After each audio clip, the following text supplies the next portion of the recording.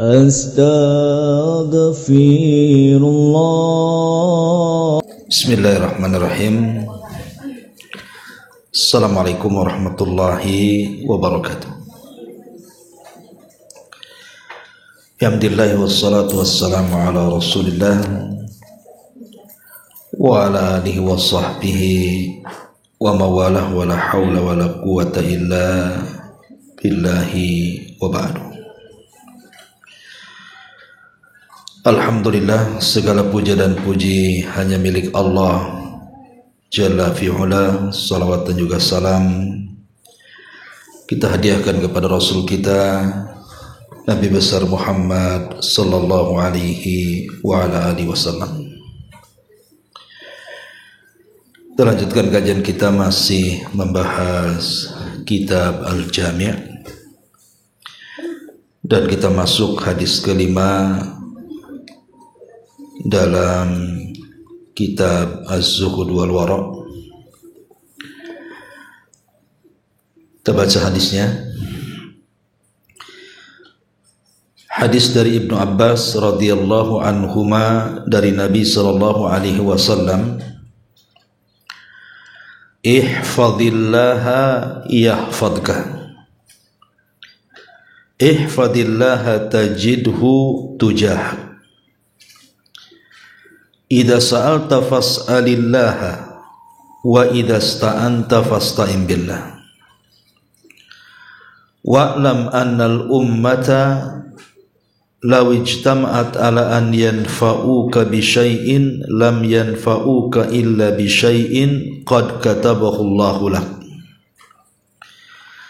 Walau ijtama'u ala an yadurruka bi syai'in lam yadurruka illa bi syai'in qad katabahu Allahu 'alaik.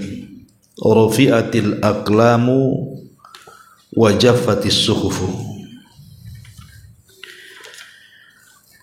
Kata Nabi sallallahu alaihi wasallam, jagalah Allah, pasti Allah akan menjagamu. Jagalah Allah, pasti engkau akan mendapatkan Allah di hadapanmu. Jika engkau meminta-mintalah hanya kepada Allah, atau jika engkau meminta pertolongan, mintalah pertolongan hanya kepada Allah. Ketahuilah bahwa seandainya umat Islam bersatu untuk memberikan manfaat kepadamu dengan sesuatu, maka mereka tidak akan bisa memberikan manfaat kepadamu kecuali dengan sesuatu yang telah dituliskan Allah untukmu. Andaikan mereka bersatu untuk mendatangkan bahaya sekalipun kepadamu dengan sesuatu, mereka tidak akan bisa membahayakan kamu kecuali sesuatu yang telah ditentukan Allah untukmu.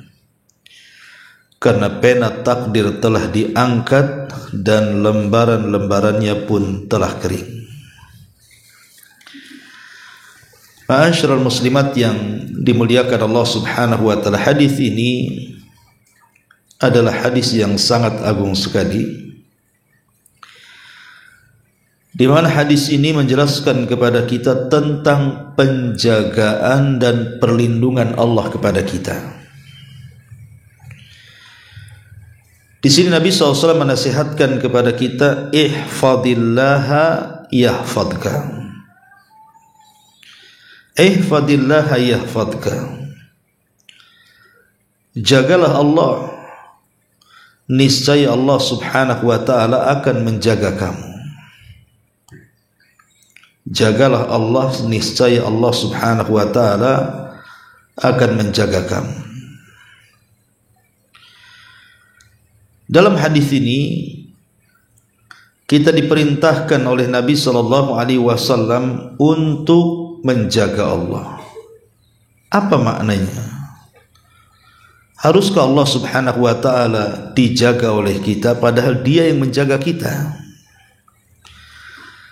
Maksudnya jagalah Allah di sini artinya jagalah Allah dengan cara menjaga batasan-batasannya, menjaga perintah-perintahnya, menjauhi larangan-larangannya, menjaga agama Allah. Itu maksudnya di sini. Jadi menjaga Allah Subhanahu wa taala sekali lagi adalah menjaga batasan-batasannya, perintah-perintahnya, dan menjauhi larangannya. Dalam rangka tentunya mentaati dan mendekatkan diri kepada Allah Subhanahu wa taala dengan tidak menjerumuskan kepada maksiat dan dosa. Tentunya yang paling besar, bagaimana caranya kita menjaga Allah? Ya jaga salat. Jaga salat dan juga taharah. Kemudian juga menjaga kepala dan apa yang ada dalam kepala, seperti pandangannya dijaga, pendengarannya dijaga, lisannya dijaga, cara berpikir juga dijaga. Itulah arti menjaga Allah dengan cara menjaga kepala kita. Jangan sampai kemudian ada hal-hal yang diharamkan yang kita lakukan dengan kepala kita. Atau menjaga Allah artinya menjaga perut kita.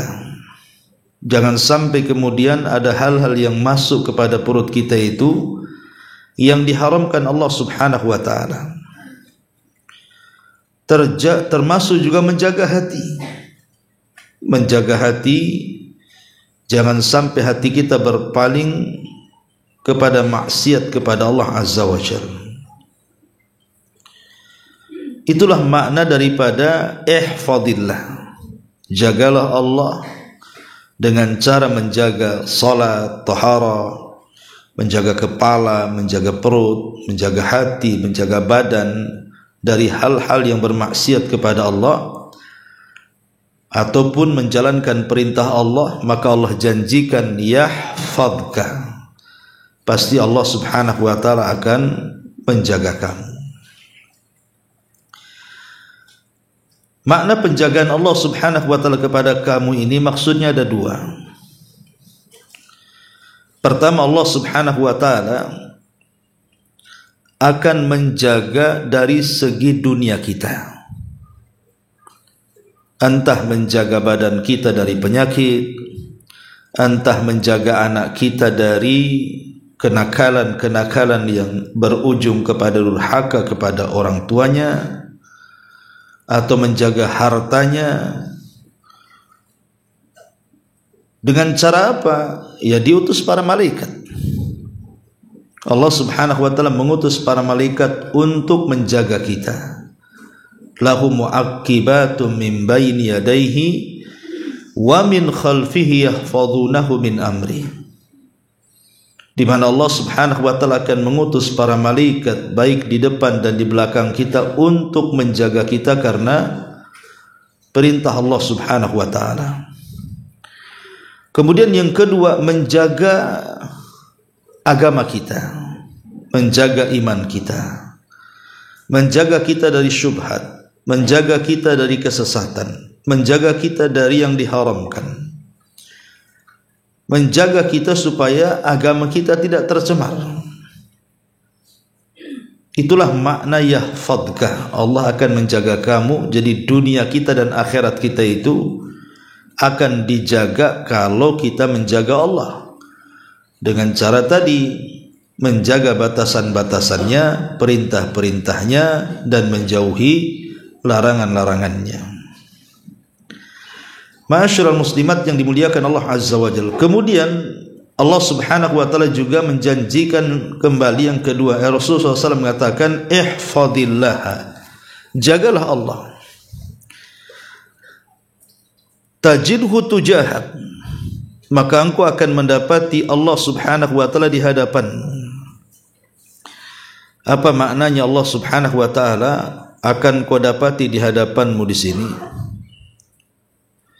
Maksudnya ketika kita ada masalah, ketika kita ada kerumitan-kerumitan, problem-problem hidup, maka Allah Subhanahu wa taala seolah-olah hadir menenangkan kita, memberikan kekuatan kepada kita, menguraikan urusan-urusan kita, memudahkan kesulitan-kesulitan kita, dan begitu seterusnya.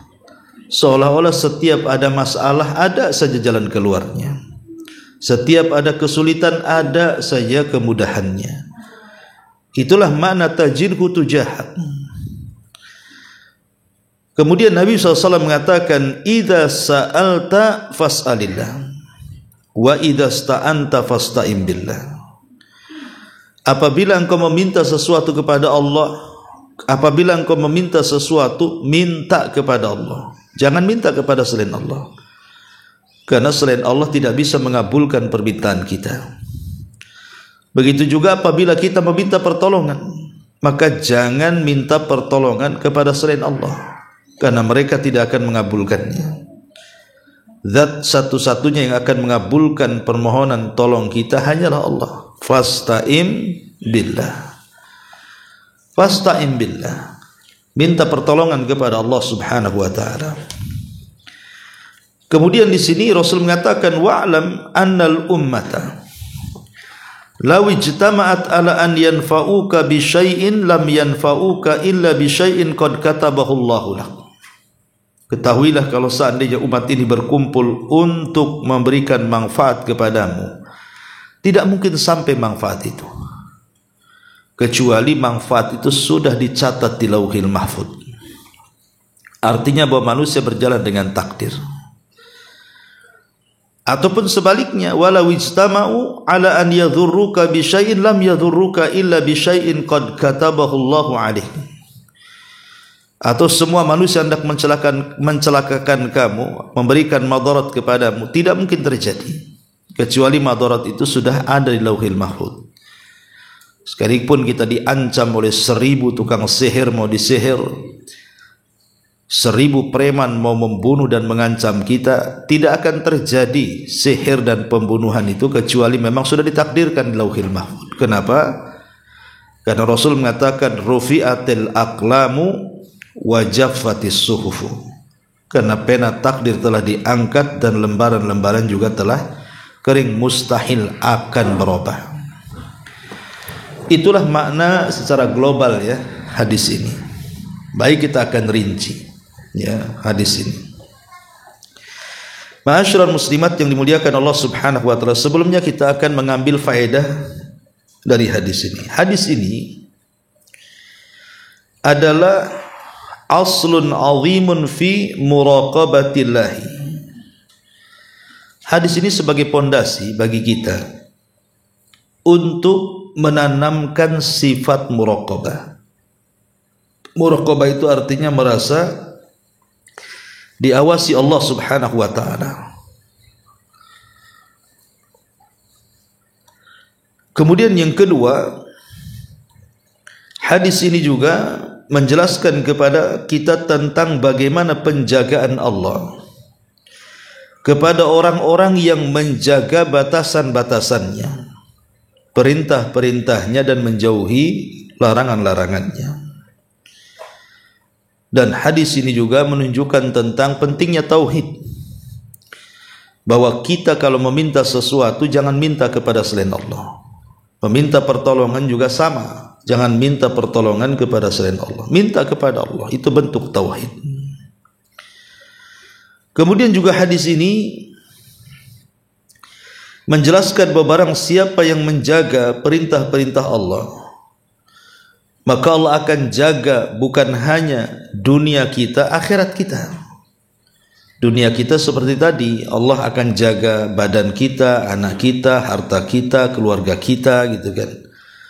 Kalau akhirat sudah jelas, Allah akan jaga kita dari fitnah kubur, dari sengsaranya padang mahsyar, dari kobaran api neraka. Allah akan jaga semuanya. Termasuk juga hadis ini menjelaskan tentang wajibnya redha dengan qada dan qadar. Wajib redha dengan takdir yang sudah ditulis. Karena Nabi mengatakan rufi'atil aqlam wa jaffatis suhuf, di mana pena-pena takdir sudah diangkat dan lembaran-lembaran sudah kering. Jadi mau tidak mau kita wajib menerima takdir Allah. Kita tidak boleh menolak takdir Allah. Kalau seandainya Allah sakit hari ini, ya ini sudah takdirnya. Kalau kita susah hari ini, mau diapakan lagi, sudah takdir. Kalau kita susah ekonomi, ya memang sudah takdirnya. Supaya kita tidak terlalu sedih. Kalau kita betul-betul taslim ataupun menerima takdir Allah Subhanahu wa ta'ala. Kemudian juga bahwa di antara keimanan takdir adalah bahwa apapun yang menimpa manusia itu semua sudah dicatat. Apapun yang menimpa manusia itu sudah dicatat, baik yang senang ataupun yang tidak senang. Kemudian juga di antara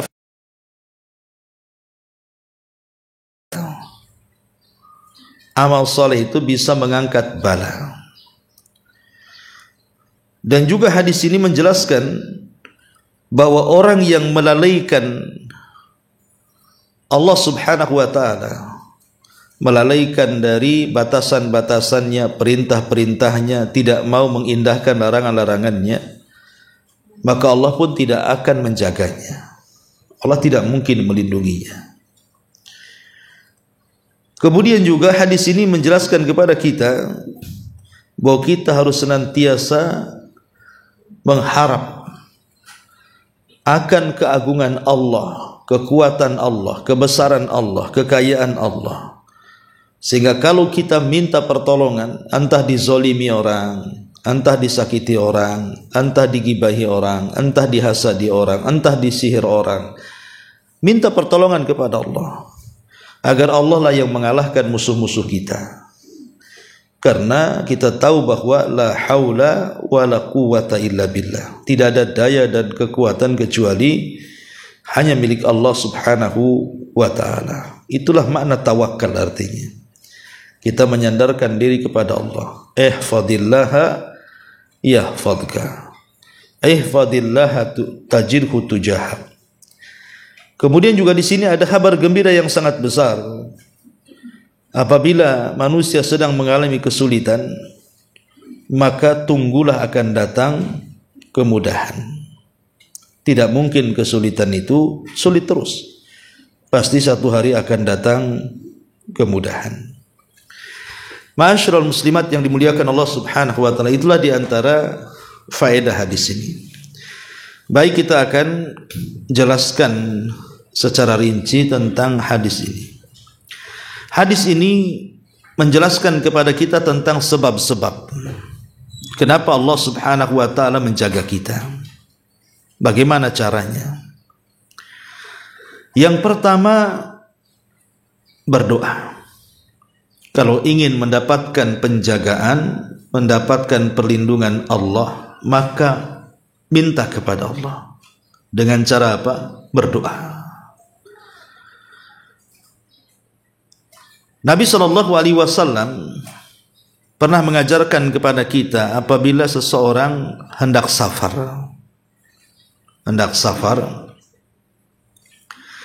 Apa kata Nabi SAW? Astaudiullah dinaka wa amanataka wa khawatima a'malika. Aku titipkan engkau kepada Allah. Semoga agamamu dijaga, amanahmu dijaga, dan akhir semua aktivitasmu dijaga. Jadi ibu kalau seandainya mau melepas suami safar, maka kita doakan seperti itu. Aku titipkan engkau kepada Allah, semoga agamamu kuat, tahan supaya tidak terkena syahwat dan syubhat ketika safar, ya. Kemudian minta kepada Allah agar dijaga juga amanahnya sehingga dia pulang kembali dengan selamat. Kemudian juga dijaga akhir dari aktivitasnya. Jangan ada gangguan di jalan. Itulah salah satu bentuk kita meminta penjagaan kepada Allah. Jadi berdoa kepada Allah supaya kita dijaga, keluarga kita dijaga, dan anak-anak kita dijaga. Ini yang pertama. Kalau ingin mendapatkan penjagaan Allah, minta dengan cara berdoa. Yang kedua, Al-muhafadzatu 'alal adhkar. Jaga zikir. Tentu zikir-zikir yang warid Bu ya, dari Quran, dari sunnah. Seperti zikir pagi, zikir petang, zikir habis sebelum tidur, setelah tidur, zikir selepas sholat. Ya, jadi jaga dengan zikir itu. Maka kalau kita menjaga zikir, senantiasa mengingat kepada Allah Subhanahu wa taala, maka Allah akan jaga kita dari gangguan setan, dari gangguan orang hasad, dari gangguan orang jahat, kan gitu. Karena siapapun yang mengingat Allah, pasti Allah akan ingat kita. Fadhkuruni adzkurkum. Ingat aku, kata Allah, aku ingat kalian. Kalau kita senantiasa mengingat Allah, maka Allah akan ingat kita dengan cara memberikan penjagaan kepada kita. Maka banyak-banyaklah berzikir. Apalagi zikir-zikir tertentu seperti umpamanya Nabi SAW mengajarkan kalau ibu melewati tempat-tempat yang menakutkan, atau ibu mau pindah rumah rupanya rumah itu udah lama nggak ditempati, otomatis kan banyak setannya, banyak jinnya gitu kan. Kan Rasul mengajarkan zikir di situ. Bismillahi la yadhurruhu ma asmihi syai'un fil ardi wala fis sama wa huwa samiul alim. Berzikir, baca 3 kali ya, supaya yang menakutkan itu bisa hilang. Seperti juga Rasul mengatakan a'udzu bikalimatillahi tammati min syarri ma khalaq. Nah, gitu Bu ya. Kalau ibu umpamanya mau ke pantai, mau ke Barelang, bawa keluarga mau berenang, ya kan, takut kalau seandainya ada setan jahil dorong ibu, tak bisa berenang pula, tenggelam, hilang pula jasadnya. Jadi baca a'udzu bikalimatillahi tammati min syarri ma khalaq. Ya, jangan lupakan zikir ini walaupun hanya berenang di pantai, kan namanya keburukan kita tidak tahu. Entah digulung ombak, entah apa kan itu, keburukan itu sewaktu-waktu bisa datang. Makanya Nabi mengajarkan zikir-zikir tertentu supaya Allah menjaga kita. Maka perkara yang kedua, kalau ingin dijaga Allah, jaga zikir. Ini yang kedua. Kemudian yang ketiga, supaya kita mendapatkan penjagaan Allah Subhanahu wa taala, adalah kita meminta kepada Allah Subhanahu wa taala agar kita bisa terhindar dari perkara syubhat dan syahwat. Perkara syubhat tidak bisa dihilangkan kecuali dengan ilmu. Perkara syubhat itu tidak bisa dihilangkan kecuali dengan ilmu.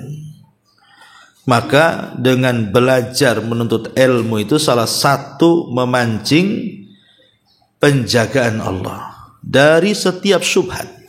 Karena syubhat itu akan menghancurkan agama. Syubhat itu maksudnya kerancauan dalam pemahaman. Karena apalagi di zaman sekarang kan Bu, namanya ajaran-ajaran sesat itu macam-macam. Ya, mulai dari orang yang tidak sholat, kemudian juga tapi mengaku itu ajarannya seperti itu. Liberalnya yang mengatakan semua agama sama kan itu ya. Belum lagi yang isi ajarannya itu penuh dengan kesyirikan, menyembah kuburan dan begitu seterusnya. Kan banyak ajaran-ajaran menyimpang itu. Atau mengaduk-aduk paham gitu. Lah itu kan semua syubhat Bu. Syubhat ini tidak bisa dihilangkan kecuali dengan pengetahuan. Kalau ibu sudah punya ilmu, ibu bisa membedakan, oh ini enggak benar ini. Itu enggak benar itu. Oh yang ini yang benar nih. Nah, itu karena ilmu. Kalau orang tidak punya ilmu tidak bisa membedakan mana hak mana batil. Makanya penting belajar itu supaya kita terhindar dari syubhat. Ya. Ataupun kita menghindar dari perkara-perkara syahwat. Lah syahwat ini dengan cara menekan hawa nafsu, dengan cara memperbanyak ibadah. Karena hawa nafsu itu bisa ditekan dengan banyaknya ibadah. Seperti puasa umpamanya kan, itu kan bisa menekan banyak hawa nafsu. Karena sumber hawa nafsu itu bisa dari perut. Dengan apa? Fudulut ta'am, banyaknya makan. Ya. Atau boleh jadi bisa dari lisan, fudulul kalam, banyak ngomong ngoceh sana sini, akhirnya gibain orang. Atau fudul an-nazar, jelalatan matanya, ya, sana sini nengok sana sini, maunya ke mall aja, ya. Ataupun fudul al-mukhalatah, banyaknya main dengan kawan-kawan, pergi sana pergi situ, kumpul sana, arisan sini arisan sana, rujakan sini rujakan sana, kan, ya, pokoknya itulah syahwat itu, ya, kuliner sana kuliner sini, sampai warung orang nggak tahu dia tahu, ya. Jadi lah ini tidak bisa ditekan kecuali dengan ibadah, ya, salah satunya puasa. Ya, puasa kan bisa lah nekan hawa nafsu seperti itu, karena nggak mungkin puasa kuliner, kan, Bu. Puasa apa itu kalau kuliner itu?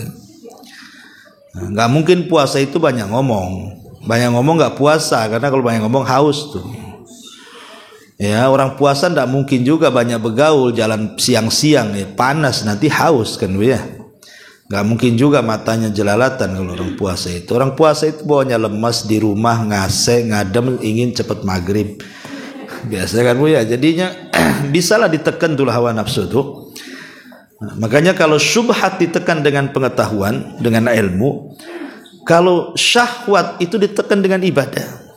Itulah diantara sebab bagaimana cara supaya Allah Subhanahu wa taala mengundang kita, mengundang penjagaan kepada kita, ya, dengan cara menjaga kita dari syahwat dan juga dari syubhat, ya.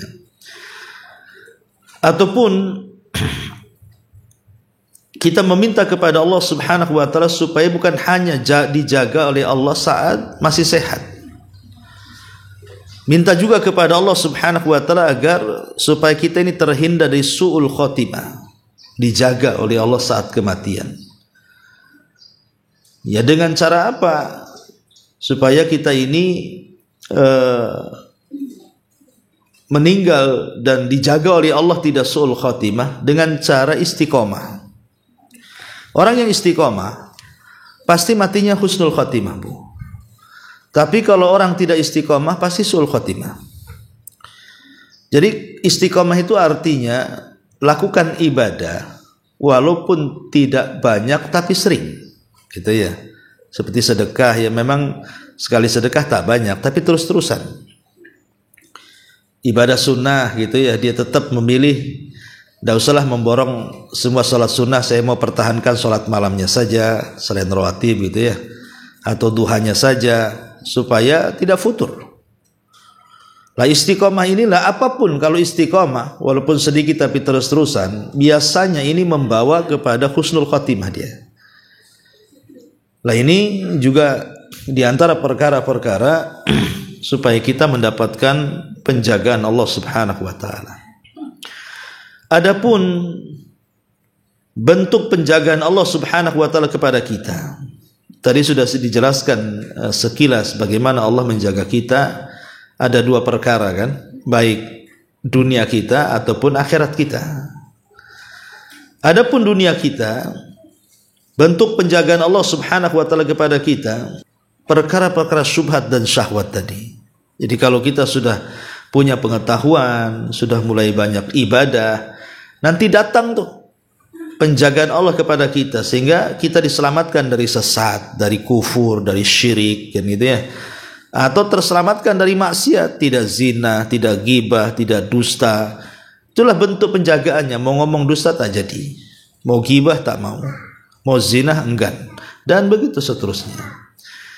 Atau boleh jadi dihindarkan dari berbagai macam bala, dari berbagai macam penyakit, dari berbagai macam wabah. Sampai ada kisah di zaman salaf, ada orang usianya sudah 100 tahun, tapi Allah Subhanahu wa taala berikan pandangan yang tajam, seolah-olah masih muda. Pendengarannya pun masih bagus, gitu ya. Kesehatannya pun kayaknya tidak ada penyakit yang mau dekat-dekat dengan dia. Jadi ketika rahasianya ditanya, apa sih rahasianya? Kenapa pandanganmu masih tajam, gitu ya, padahal sudah 100 tahun usianya, pendengarannya pun masih bagus, jalannya pun walaupun sudah tua ya masih nampak tidak banyak penyakit gitu. Maka kakek ini menjelaskan bahwa rahasia dia karena sewaktu muda dia menjaga Al-Quran. Jadi tiap hari itu tidak lepas daripada membaca Quran. Sebab itulah akhirnya ketika dia menjaga seumur hidupnya membaca Quran, maka Allah panjangkan usianya dan Allah jaga kesehatannya. Begitulah Allah Subhanahu wa taala, in tansurullaha yansurkum. Kalau kita menolong agama Allah, Allah akan tolong kita. Allah akan jaga kita. Ya, itu bentuk penjagaan. Dijaga akalnya supaya tidak pikun. Ya, tidak nyanyok. Ya, dijaga juga kekuatannya supaya tidak mudah lemah dengan berbagai macam penyakit. Ma'asyiral muslimat yang dimuliakan Allah Subhanahu wa taala. Termasuk juga penjagaan Allah itu ya penjagaan kepada anak-anak dan harta. Ya, di mana anak-anak kita itu baik-baik, soleh-soleh, solehah-solehah, nurut sama orang tuanya, tidak buat sedih orang tuanya, menyenangkan, membanggakan orang tua. Ini semua penjagaan Allah. Atau mungkin dijaga hartanya. Ya, usahanya itu stabil, tidak pernah bangkrut ataupun mungkin meningkat gitu ya. Dan tidak ada pernah kecolongan, kecurian, kerampokan, kena tipu dan begitu seterusnya. Itu bentuk penjagaan Allah kepada kita. Ya. Ataupun bentuk penjagaan Allah itu kita dihindarkan dari gangguan-gangguan jin yang jahat, ya, ataupun manusia-manusia yang jahat. Entah orang yang nyihir kita gitu, entah orang yang hasad kita, atau jin-jin yang jahat hendak menjerumuskan kita ke dalam neraka, maka Allah akan jaga itu. Lah itu bentuk penjagaan Allah Subhanahu wa taala kepada kita itu. Maka akan terhindar dari jin-jin yang jahat ataupun manusia-manusia yang jahat. Ya. Ma'asyiral muslimat yang dimuliakan Allah Subhanahu wa taala. Kalau kita melihat beberapa kisah orang-orang yang dijaga oleh Allah Subhanahu wa taala. Dahulu di zaman tabi'in kalau tidak salah ya. Di zaman tabi'in itu ada seorang laki-laki namanya Abu Muslim Al-Khawlani. Abu Muslim Al-Khawlani itu orang soleh di zaman para tabi'in. Jadi orang soleh ini tinggal di Yaman. Abu Muslim Al-Khawlani dengan Al-Aswad Al-Ansi. Al-Aswad Al-Ansi itu orang yang ngaku nabi padahal dia palsu. Karena di zaman itu, di zaman para sahabat, di zaman Abu Bakar, itu kan banyak nabi palsu. Seperti munculnya Musailamah Al-Kadzdzab, walaupun kemudian diperangi oleh Abu Bakar di Yamamah. Lah di Yaman sendiri ada nabi namanya Al-Aswad Al-Ansi, nabi palsu. Jadi dia menangkap Abu Muslim Al-Khawlani ini, disuruh mengakui kenabiannya, tapi dia mengatakan tidak, nabiku hanya Muhammad, engkau itu nabi palsu, aku tidak mau bersahadat kepadamu. Jadi marah Abu Al-Aswad Al-Ansi ini kepada Abu Muslim Al-Khawlani, maka dia memerintahkan kemudian pengikutnya untuk mengumpulkan kayu bakar. Setelah dikumpulkan kayu bakar itu dibakar sampai besar sekali. Akhirnya Abu Muslim Al-Khawlani karena sudah diikat di tumpukan kayu, jadi dia terkepumar dengan Abu Muslim Al-Khawlani karena terus dia baca sampai akhirnya ibadah-ibadah ada bahasa kita belum lagi anak saya ini kenapa ya? Kata Syekh, ini anakmu ini tidak perlu saya obati. Nanti asar tak solat dilaknat lagi. Tak solat dilaknat lagi. Ula ya'ti illa bi khairin. Wa ma wa'a lagi lisan. Memasukkan makanan yang haram.